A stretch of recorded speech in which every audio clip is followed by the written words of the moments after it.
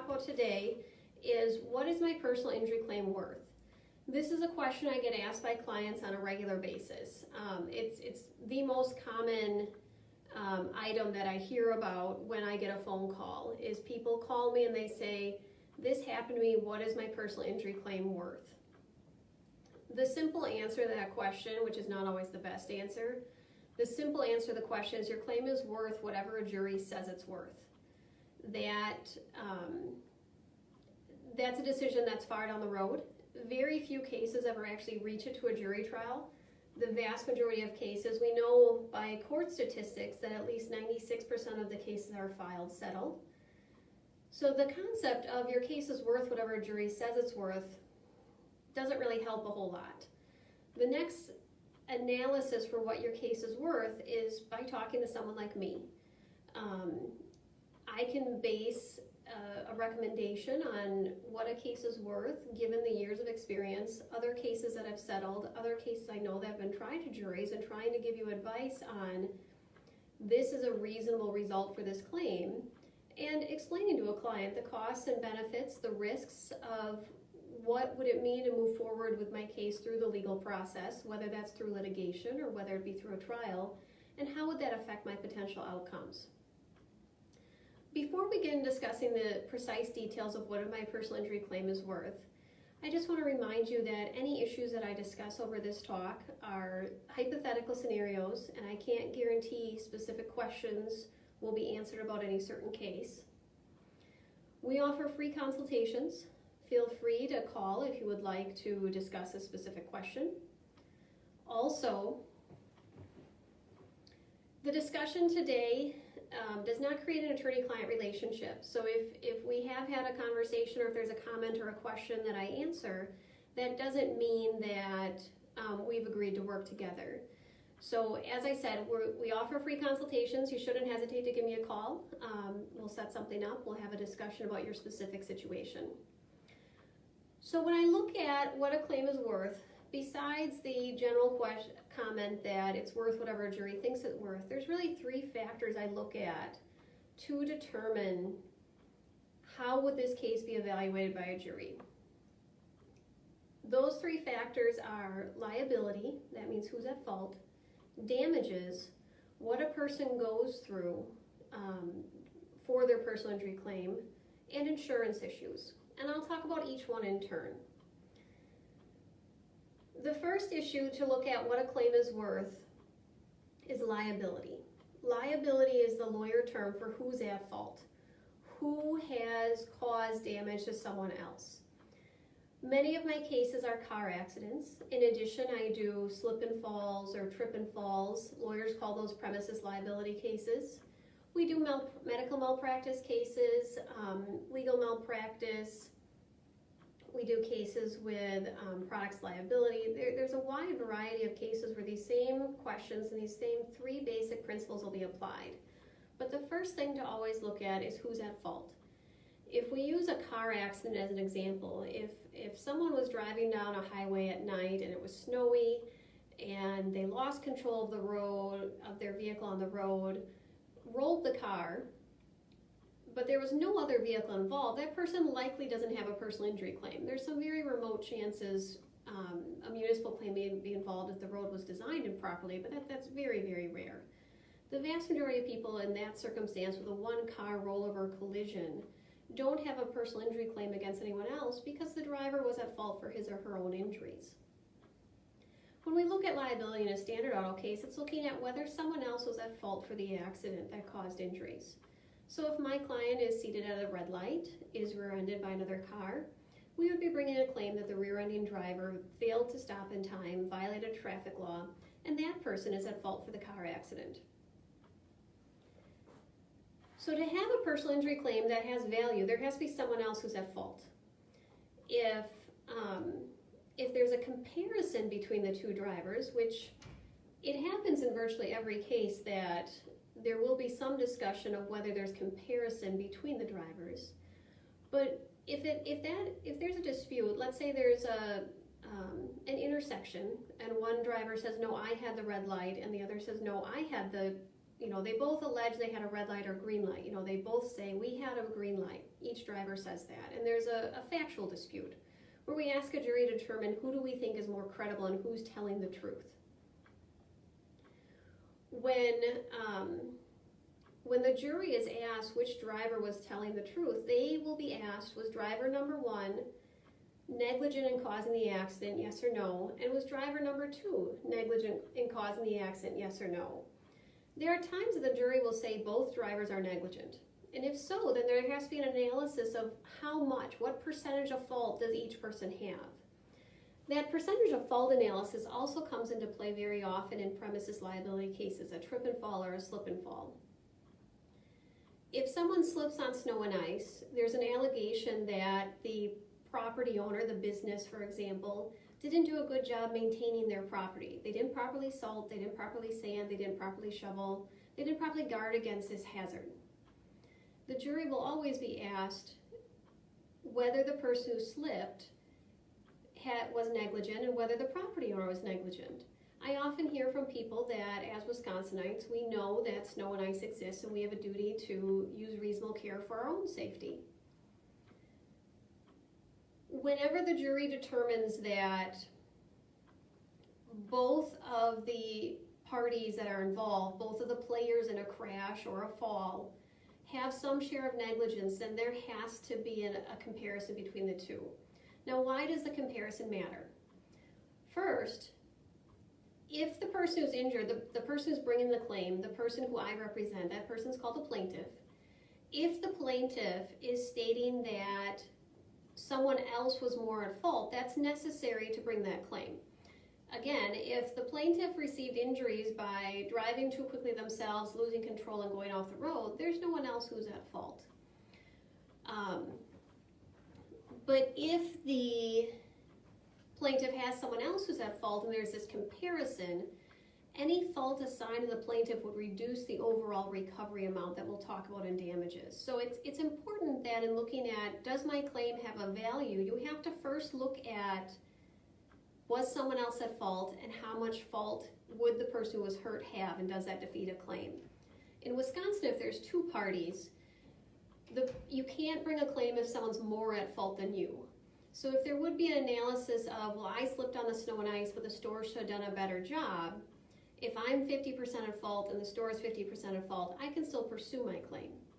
If I'm 60% at fault and the store is 40% at fault, I lose my claim and I can't succeed. We've had a couple questions come up in the comments. Like I said, the areas I want to talk about today are liability, who's at fault, that we've been discussing, damages, which include what you've been going through, and then insurance issues. One of the questions was asking about a car accident. What if the other driver doesn't have insurance?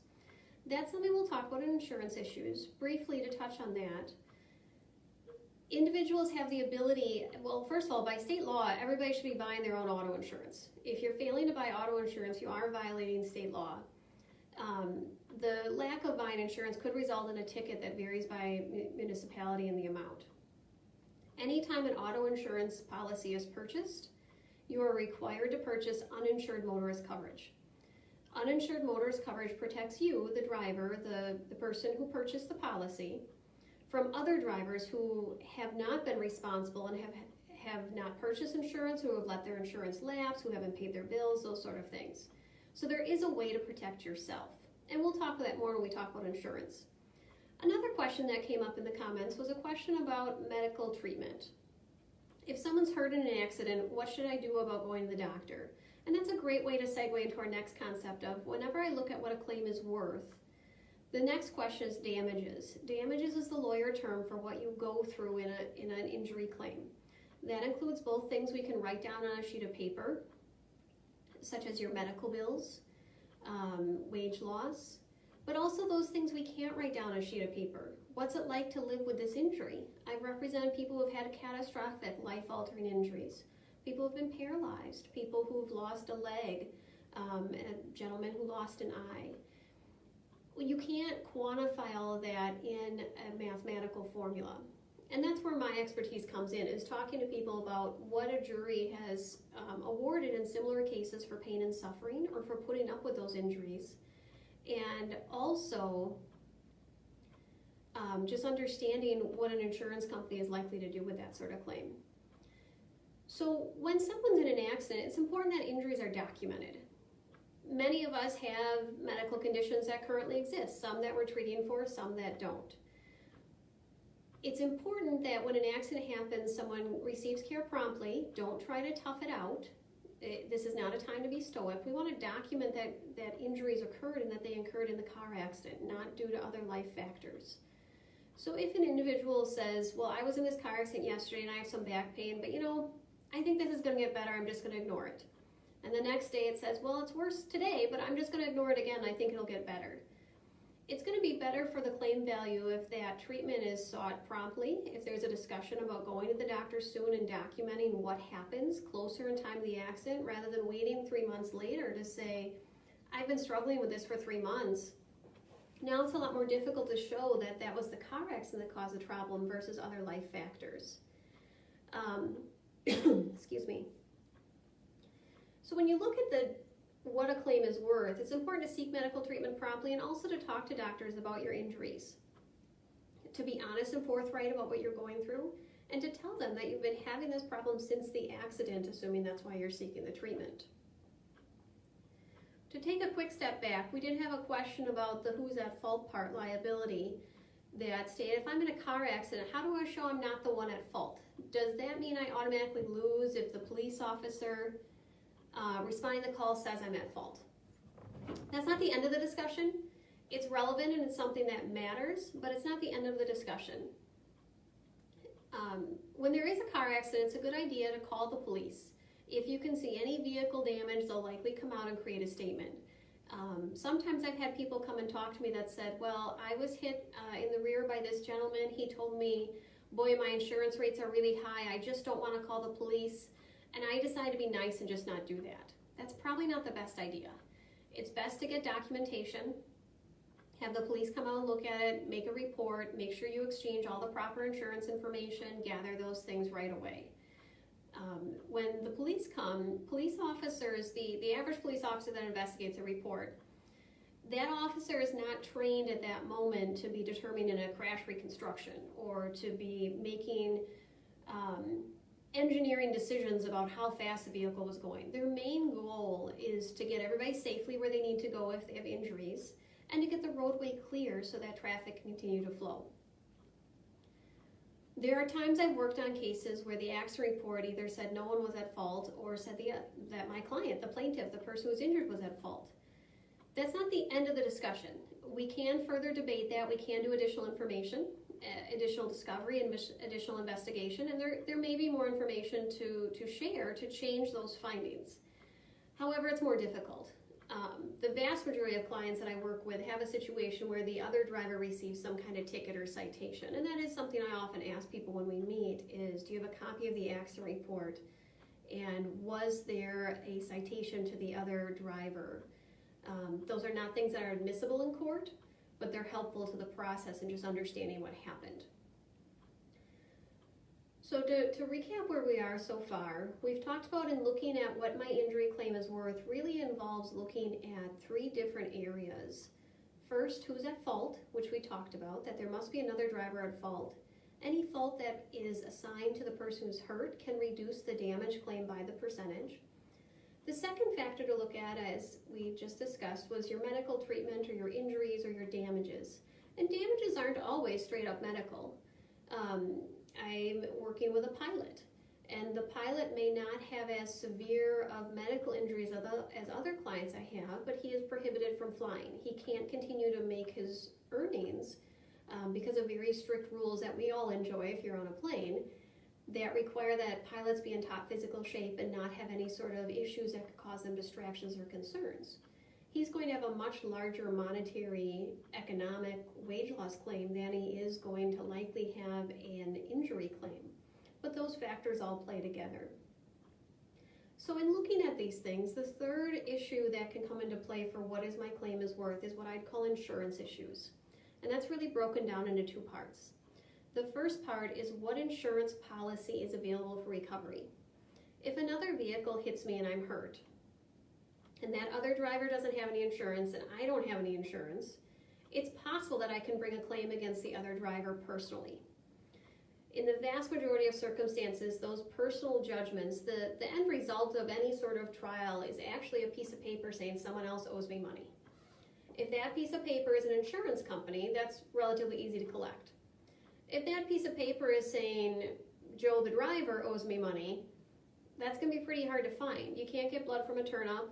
A lot of people don't have assets that are collectible from a judgment. That person could file for bankruptcy and then that goes away. I had that happen once on a gentleman who was attacked by a dog. That's another type of case I've worked on, is dog attack cases. He was attacked by a dog, suffered severe facial injuries, and upon filing the lawsuit, the homeowner, dog bites are usually covered by homeowners policies, the homeowner said, I have no insurance and I'm filing bankruptcy. And there would be no way to pursue the claim. Any sort of judgment could be discharged in bankruptcy. So it's very important to look at what insurance policy limits are out there. It's difficult to collect if there isn't insurance.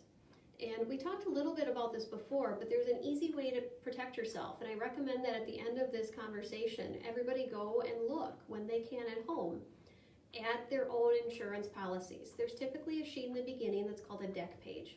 And sometimes it's even on those little cards that you're supposed to keep in your car for the police officers. Your deck page will list different limits. One limit is often called BI, which usually stands for bodily injury. A BI, or liability limit, that's the limit that protects someone else if you hurt them. That's what most insurance agents focus on selling you, saying you have to buy a large liability limit so that if you hurt someone else, they can't come and get your home. Well, I just told you how hard that really is to do. What's much more important is that you look at what do you have for medical payments coverage. Medical payments coverage is typically modest in amount. Often I see somewhere between $1,000 and $10,000. And that's a backup health plan. So that'll help if you have a high deductible health plan or there's other treatment you want to receive that your health insurance wouldn't cover it. So it's a good thing to look at a decent medical payments coverage. And then the most important numbers are the uninsured and underinsured motorist coverage. Sometimes those are abbreviated as UM and UIM. Those amounts are what you can recover if the other driver doesn't have insurance. I have seen many insurance policies through the years where very responsible people have called me and said, well, I have full coverage, which doesn't mean anything. There's no legal definition of that term.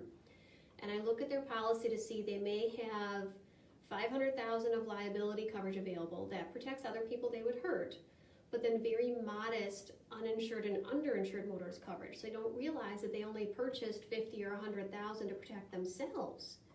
Well, that seems backwards to me. I have the ability to control whether I'm a safe driver. I have the ability to control whether I'm going to drive drunk. I don't have the ability to control what all the other drivers on the road will do. So one way that you can really protect yourself on this insurance policy limit concern is to purchase an uninsured motorist or underinsured motorist coverage that protects you. Uninsured motorist is if the other driver has no insurance. Underinsured motorist is if the other driver has a smaller policy than yours generally. Wisconsin state law currently holds that the uninsured motorist limit and the liability insurance policy limit you have to purchase, if you purchase a policy at all, is $25,000. That's a pretty low policy. I've worked on many cases where $25,000 is, adequate to cover the claim, but unfortunately there's times where people are more severely hurt. It's not unusual that an ER visit can cost $5,000. Sometimes even $10,000 if it's a severe crash. Even if people don't have lifelong devastating injuries, those medical bills can rack up very quickly. So it's a good idea for everybody to look at your uninsured and underinsured motorist policy and make sure you know, do I protect myself? So there's many times I've worked on cases where the value of the claim, if I took the claim to a jury trial, the jury may say, boy, this is terrible what this person has been through. We think it's worth $2 million for what they've been through with their injuries and damages and the medical treatment and all the problems that person has. If it turns out the insurance policy for that case is only $100,000, it's highly unlikely that I can collect any additional funds in that unless it be through the underinsured motorist policy.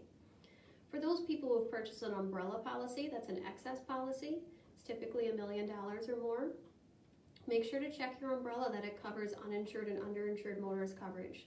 Many do not. So again, you're in the same situation where you've purchased good insurance coverage in case you hurt someone, but it doesn't protect you. And we can control whether we're responsible. The person who's buying good umbrella insurance is not an irresponsible person. You need to worry about the people who don't have those coverages. The second insurance issue that can really factor into what's a claim worth are health insurance issues. There are some types of health insurance that have extremely strong rights of recovery. In a claim, we ask the defendant driver's insurance company, for example, in a car accident, to compensate the person who's hurt for their medical bills, their wage loss, their pain and suffering, all the items they've had to go through because of the car accident. The health insurance company then has a right to be reimbursed for what they've paid if they've made payments. That's called subrogation. There are some health insurance companies that can have really, really strong rights to recovery. I've worked on some cases where the insurance policy limit for the liability carrier for the defendant driver's policy was $100,000. The health insurance company had paid more than $100,000 for this person's care. They had really bad injuries. It's possible that the health insurance company could get all their money back and the person who's hurt wouldn't be able to recover anything. So it's important to look at those health insurance companies, and that's something I do. I mean, that's something the attorney takes care of for you. But those are the three factors that really go into what is a claim worth. I see we did have another question where the question says, I have a friend who seemed traumatized after a car crash. How would someone show that emotional trauma is in his or her case? Is that something that should be considered damages? Yeah, emotional distress is part of damages. In a broad sense, it's harder to show emotional distress due to a car accident than it is a broken bone. With a broken bone, I can show an x-ray. We knew the bone wasn't broken the day before the accident. It's broken immediately on the x-ray the day after the accident. Those are more simple to show, but I've worked on many cases with emotional distress damages. Many people in car accidents have either anxiety for driving after an accident or concerns with going through a certain intersection as that was the scene of the accident, or driving at night, or driving in bad weather. That's not unusual at all. The best way to show these things are documentation. Number one, if someone does believe their medical situation is such they should seek treatment, do that. See a counselor, see a doctor, start by talking to your family doc. Tell your family doc, I'm really having trouble with this, is there something I should do? I think that people should always seek medical care with the goal of their health in mind. Very few cases are ever going to result in enough money for someone to retire upon or change their life dramatically. The best thing anyone can do is get better. And I guarantee every single client I've worked with, whether I've handed that person at the end of the case a check for $2,000 or $2 million, every single client would say, I'd rather be put back to my health the day before this happened. Your health is really the most important thing. So I encourage clients to be seeking, and anyone who's hurt in an accident, to seek medical care to try to get better. That's more important than any of the other monetary aspects. So sometimes it involves going to see a counselor or a therapist or even a psychiatrist for some medication. Other times, evidence of emotional distress comes in family members or friends. If I have to drive for my work occasionally, a little less now with COVID, of course, but it's not unusual that I attend depositions or mediations in Madison or Milwaukee or Manitowoc. I drive around different parts of the state. If I suddenly said, I'm just too scared to drive, I need my paralegal to take me in the car, that would be a witness who could say, look, Amy used to drive to these places all by herself before without a problem, and now she's just too afraid to do it, and she makes, my assistant Sue would testify and say, yeah, she has me drive her places, and she sits in the back seat and closes her eyes and doesn't want to even know we're on the road.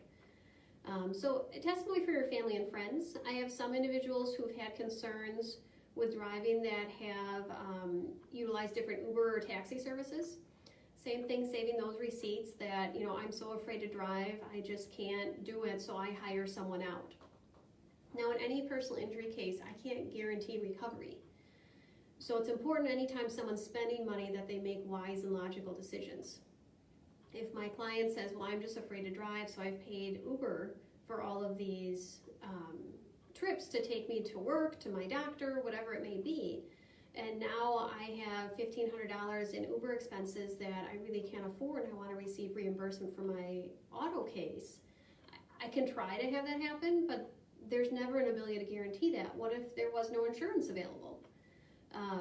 So it's important when you're making these choices to make fiscally responsible choices for you as well, but I will definitely gather the documentation I can to claim those things and to make them part of the case.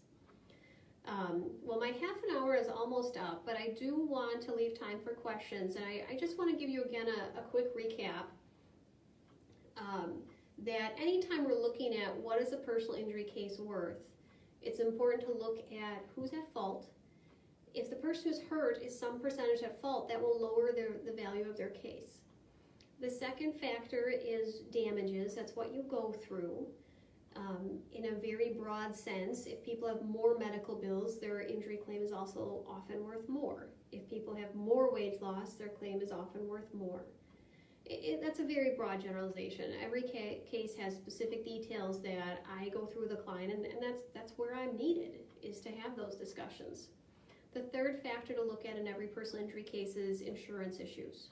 There are times that people are hurt beyond the ability that the insurance policy limit out there can cover. So it's important to check to make sure that you have uninsured and underinsured motorist coverage.